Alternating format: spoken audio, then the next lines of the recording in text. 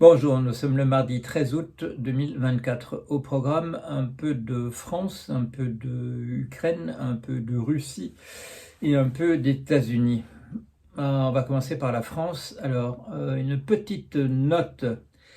Mon métier, c'est d'être analyste, éventuellement futurologue, quand il y a des choses à prévoir sur l'avenir. J'ai l'impression que, non pas que j'ai des visions qui me viennent du futur, mais parce que je fais des analyses fouillées, je regarde où en sont les choses, je vais lire, je vais écouter, et donc j'ai la possibilité de dire des choses un petit peu à l'avance. Alors, ça ne veut pas dire qu'il faille confondre euh, des analyses où je dis ce qui me semble, ce qui va se passer, et des choses que j'ai apprises par ailleurs et que vous ne connaîtriez pas, et où je lance éventuellement l'alerte. Bon, ce sont deux choses différentes.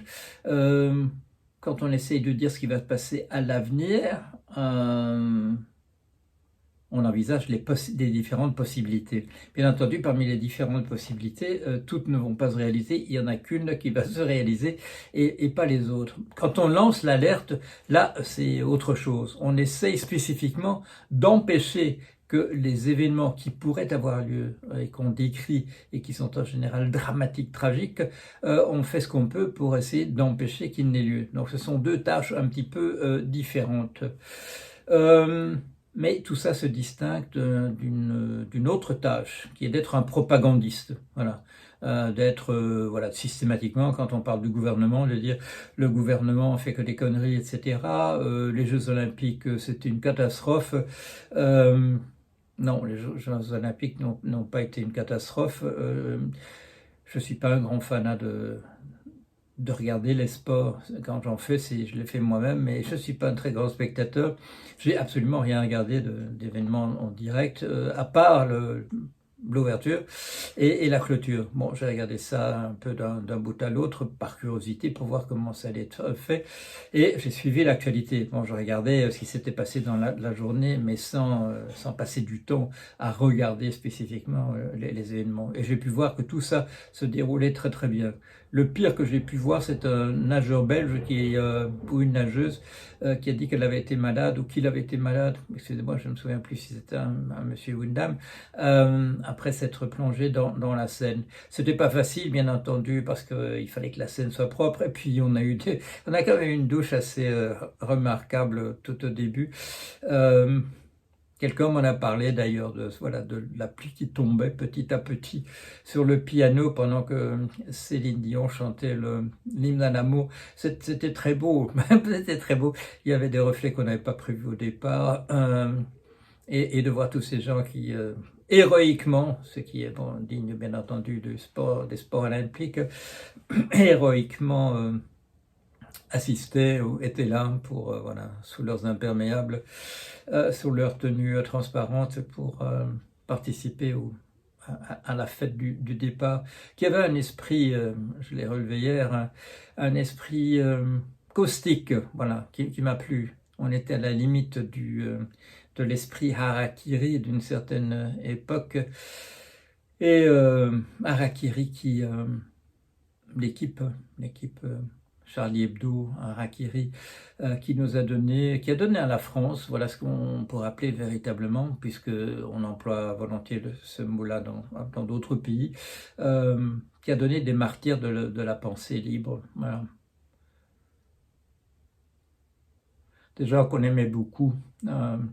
Kabu Walensky, je vais en oublier, Bernard Maris, voilà, une sorte de confrère pour des analyses critiques de l'économie et de la finance. Bon, j'oublie un certain nombre de noms, mais voilà, vous savez de qui je parle. Ça s'est bien passé, ça s'est très bien passé. Il y a, bien entendu, un nombre considérable de volontaires, de policiers, de gens, voilà, de militaires qui ont fait en sorte, de gens du renseignement, qui ont fait que tout ça n'a pas été endeuillé par des attentats.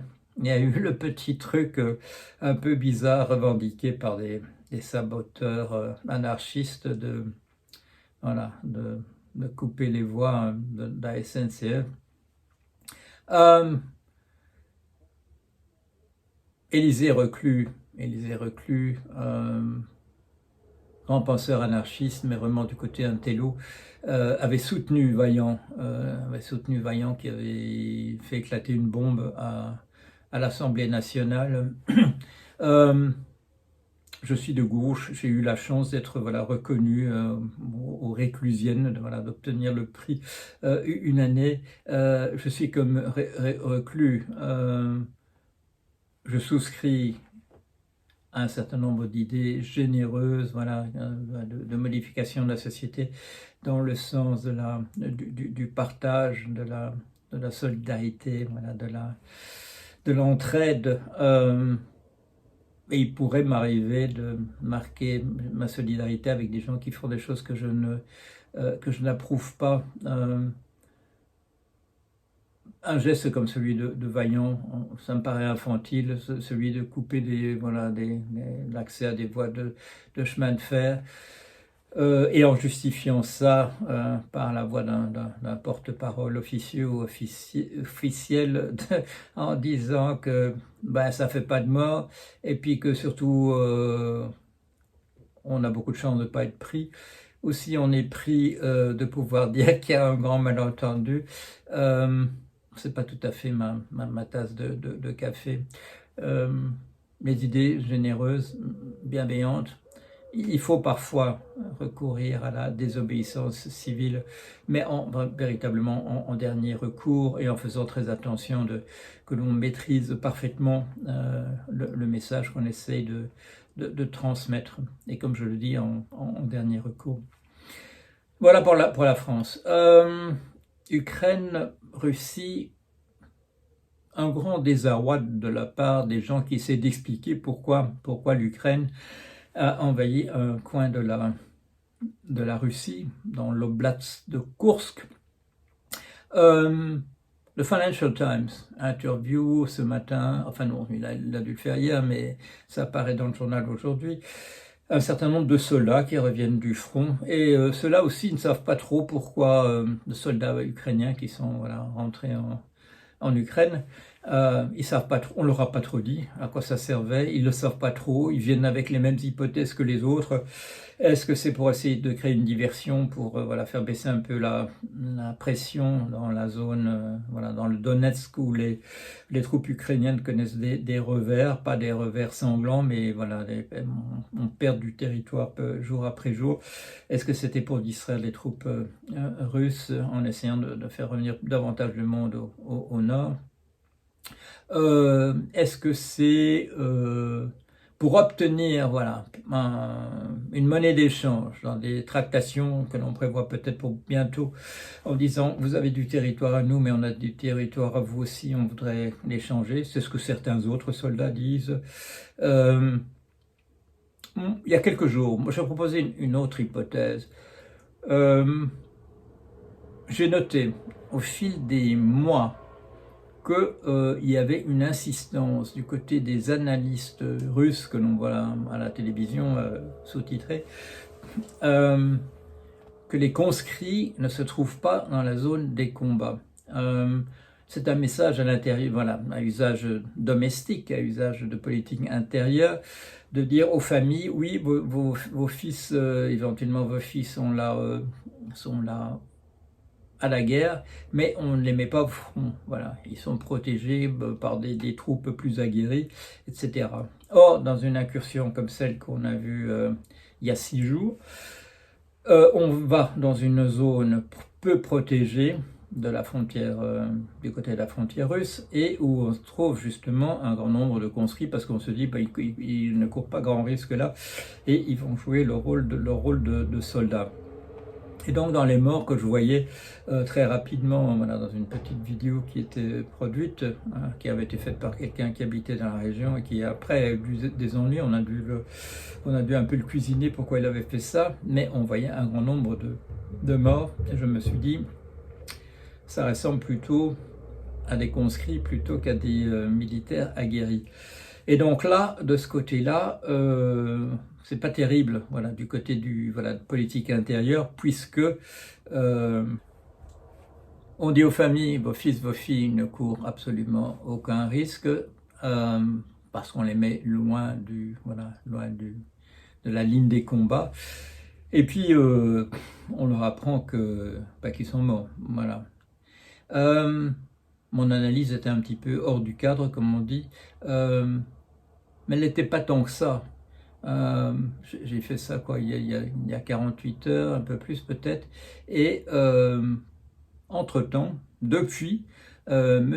Poutine a déclaré que l'un des objectifs évidents de l'ennemi est de semer la discorde, de créer de la contestation, d'intimider les populations, de détruire l'unité et la cohésion de la société russe. Je ne crois pas qu'il ait regardé ma vidéo, mais il m'a confirmé que j'étais peut-être, j'avais peut-être bien vu. Ça, c'est son interprétation à lui, plutôt que monnaie d'échange, plutôt que divertir des troupes de lieu de combat. Cela dit, il m'est venu une autre idée. On parle de plus en plus d'intelligence artificielle. Quand on parle d'intelligence artificielle à propos de guerres qui ont lieu, de zones de combat, on vous parle de ce qu'on appelle parfois des munitions autonomes. Bon, qu'est-ce que c'est que des munitions autonomes? C'est des munitions qui décident toutes seules, excusez-moi, ce qu'elles vont faire. Ça implique bien entendu de l'intelligence artificielle. On ne vous parle pas trop d'intelligence artificielle à propos d'autres aspects, et en particulier de la stratégie.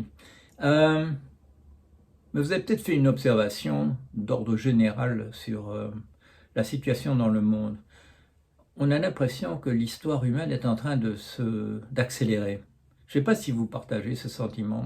Moi, j'ai le sentiment que à tous les endroits où il se passe quelque chose, ça se passe apparemment plus vite. Peut-être pas une exception, la réponse de l'Iran au meurtre sur son territoire d'un dirigeant de Hamas par quelqu'un, mais dont les Iraniens manifestement supposent que ce sont des Israéliens.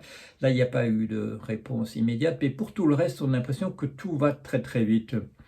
Or, la singularité, le fait que l'intelligence artificielle permet que les choses aillent plus rapidement, et en particulier quand c'est elle-même qui s'apprend, qui enseigne à elle-même ce qu'il faudrait faire. Ça m'a fait penser, je me suis dit du coup, est-ce qu'il n'y a pas quelque chose de cet ordre-là qui se passe? Et de fil en aiguille, je me suis dit, est-ce qu'il n'y a pas quelque chose de cet ordre-là qui se passerait justement à propos de cette incursion dans l'oblast de Koursk? Et à quoi ça m'a fait penser? Ça m'a fait penser à la chose suivante, ça vous rappellera peut-être des choses. En 2016-2017, on est dans la période où de grands champions de Go font les matamores. Monsieur Lee Sedol, un Coréen, considéré comme un très très bon champion de Go, se prépare à un match contre AlphaGo, un produit de la firme DeepMind, depuis annexé par Google, en disant, bon, allez, je ne vais peut-être pas les battre à 5-0, je vais essayer quand même que ce ne soit pas 4-1, parce que le 1 leur permettrait déjà aux gens de l'IA de dire que c'était déjà pas mal et qu'ils ont peut-être déjà, et qu'ils ont gagné une fois contre un être humain. Alors, ce sera 5-0 ou ce sera 4-1 pour moi. Alors, il s'est fait que dans les jours suivants, ça a été 4-1, mais pour l'IA.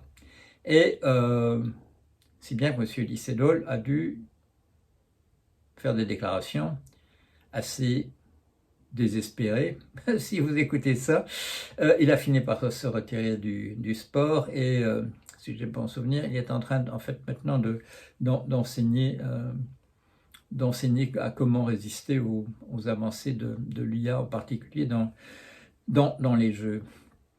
Ce qui a frappé à l'époque, c'est que l'IA s'est mise à gagner en utilisant des stratégies tout à fait différentes des êtres humains. Au point que le grand champion, quand il a fait une déclaration, il a dit il est clair que nous, les êtres humains, nous n'avons en réalité jamais compris comment il fallait jouer ce jeu-là. Ça, c'était peut-être encore plus fort que la fuite en race campagne de monsieur, la débandade en race campagne de monsieur Lycédol. Pourquoi? Parce que, et en particulier dans la deuxième génération, quand on a parlé de Alpha 0 plutôt que d'Alpha-Go. Alpha 0 a joué essentiellement contre soi-même en ne connaissant que les règles du Go. Il y a une nouvelle génération maintenant qui apparemment ne connaît même pas les règles et qui les a devinées. Mais quand l'IA découvre par elle-même comment jouer un jeu, elle découvre d'autres stratégies qui ont pu être connues des êtres humains, mais dont les humains ont dit c'est pas, voilà, ça c'est comme ça que les jouent les enfants, c'est pas des bonnes approches, ça c'est des ouvertures catastrophiques, etc. Mais il s'est avéré que non. Quand on regarde un peu ces premières parties de Go où les humains ont perdu, on s'aperçoit qu'il y a des mouvements qui sont curieux, qui sont tout à fait inattendus, et c'est là et qui sont vainqueurs à l'arrivée. Bon, pourquoi? Parce que finalement le système,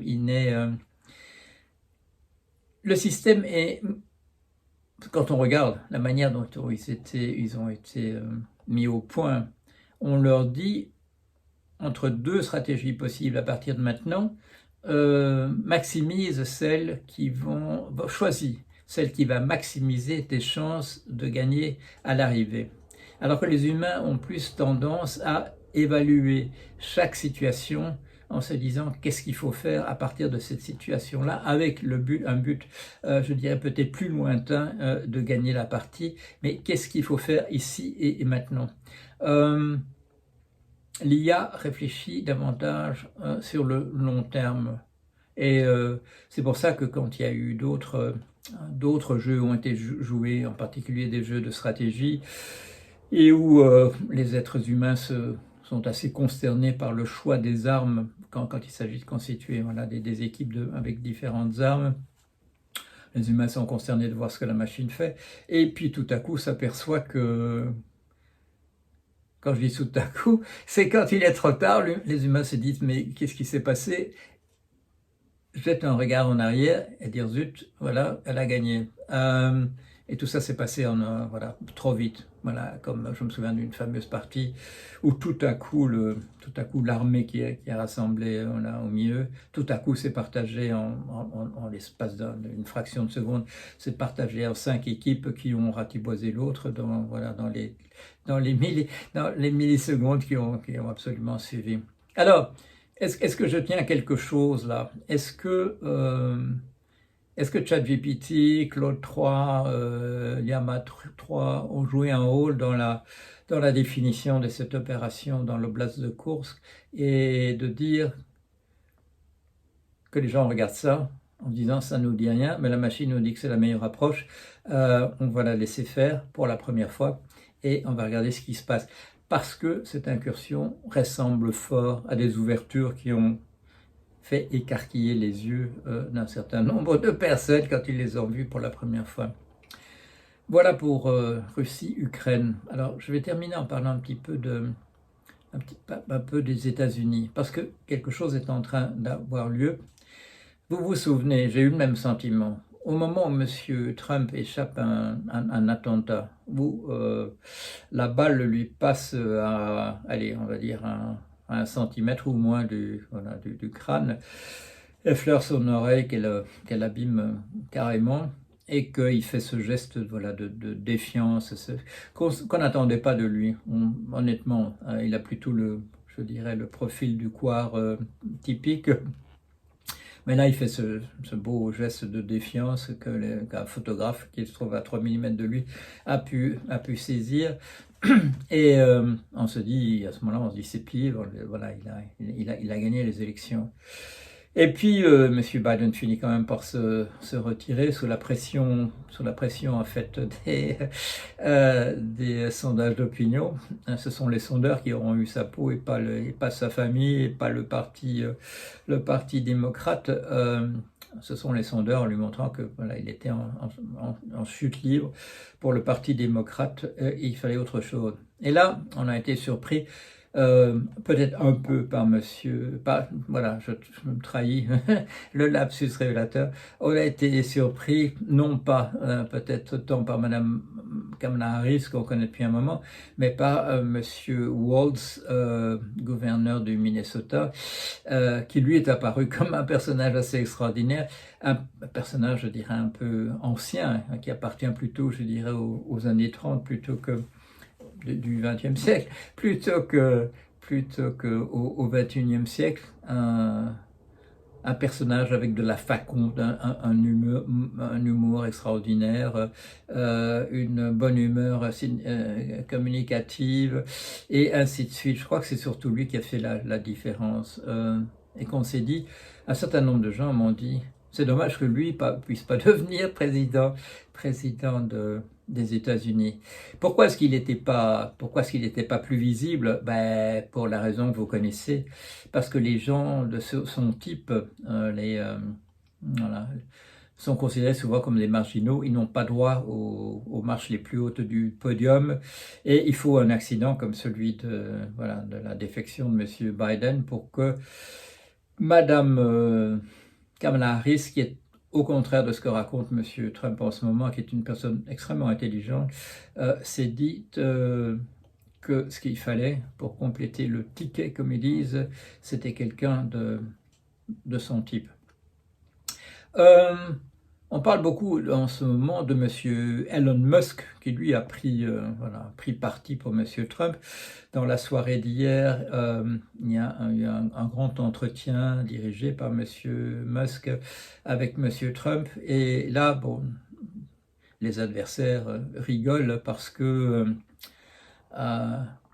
ça a été truffé de problèmes techniques. Alors M. Musk, utilisant la tactique de M. Trump, c'est-à-dire que c'était sûrement ses ennemis qui étaient responsables, a parlé d'un déni de service, d'une attaque informatique majeure, mais tous les gens qui utilisaient Twitter au même moment, X, n'ont pas eu les problèmes qui étaient ce problème technique de M. Musk et de son équipe, dont on dit que si ces problèmes ont été aussi graves, c'est parce qu'il s'est débarrassé d'un pas mal de gens qui pouvaient l'aider davantage chez Twitter, chez X. Comment est-ce qu'on peut se débarrasser d'un bonhomme comme Musk qui commence véritablement à se prendre pour le roi du monde? Pas tellement pour ces bagnoles qu'on n'achète plus trop, mais en raison du rôle stratégique qu'il joue avec sa firme SpaceX, qui est véritablement la firme de lancement aéronautique qui a bon, bien sûr, il y a Ariane de notre côté, mais du côté de la rapidité, du concept de ces fusées dont les parties inférieures sont entièrement récupérables, il y a là quelque chose d'important qui a lieu. Comment est-ce qu'on peut faire tomber un personnage aussi important qui se croit vraiment le roi du monde? Il y a un truc classique, c'est les lois antitrust.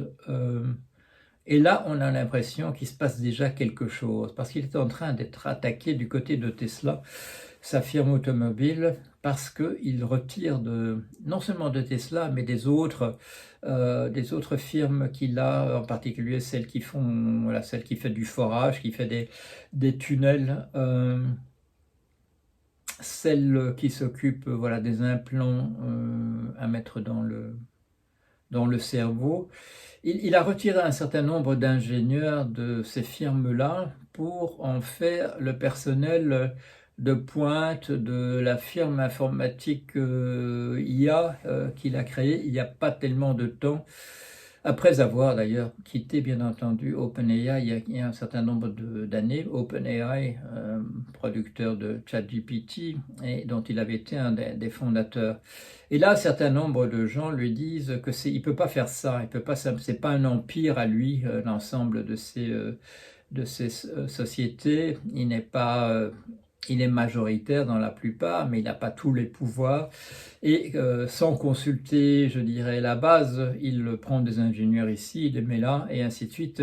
C'est pas comme ça que ça se passe. Est-ce qu'on n'est pas en train, du côté de ces gens qui protestent, est-ce qu'il n'y a pas des gens qui sont en train de, je dirais, de creuser le lit d'une éventuelle poursuite dans le cadre de la loi antitrust, c'est-à-dire trop de pouvoir concentré au même endroit?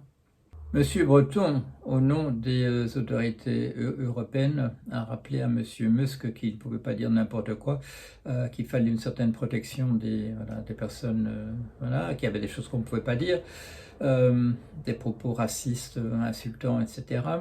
Et Monsieur Musk lui a répondu: regardez l'image que je mets en dessous. Et l'image qu'il y avait en dessous, c'était quelqu'un qui disait Go fuck yourself, allez vous faire foutre. Bon, c'est pas la meilleure manière de se rendre, comment dire, sympathique vis-à-vis des autorités européennes. En Angleterre, lorsqu'il y a eu les émeutes récemment, par des gens qui ne cachaient pas leur sympathie pour l'extrême droite, Monsieur Musk les a soutenus activement par ses propos. Là aussi, il y a eu quelques remontrances du côté du gouvernement britannique. Ça n'a pas donné grand-chose, et si ce n'est une déclaration que de la part des parlementaires britanniques en disant qu'on allait se retirer quand même de la firme X, autrefois ci-devant Twitter. Devant ce boycott de la firme Twitter, je crois que je ne vais pas hésiter à y participer. Je suis en train de regarder quelles sont les alternatives, mais il ne faut pas encourager Monsieur Musk, qui se prend vraiment pour le roi du monde. Il faut le décourager, il faut utiliser les moyens légaux pour le faire. Et boycotter ses produits est toujours, je dirais, reste dans le périmètre des choses qu'on peut faire. Voilà, j'ai fait un petit tour de l'actualité, j'ai dit un petit peu ce que je pensais de la France. J'ai rappelé que je n'étais pas un propagandiste, mais un analyste. J'ai parlé de la Russie et de l'Ukraine, et je viens de terminer par un petit mot à propos des États-Unis. Voilà, portez-vous bien, à bientôt, au revoir.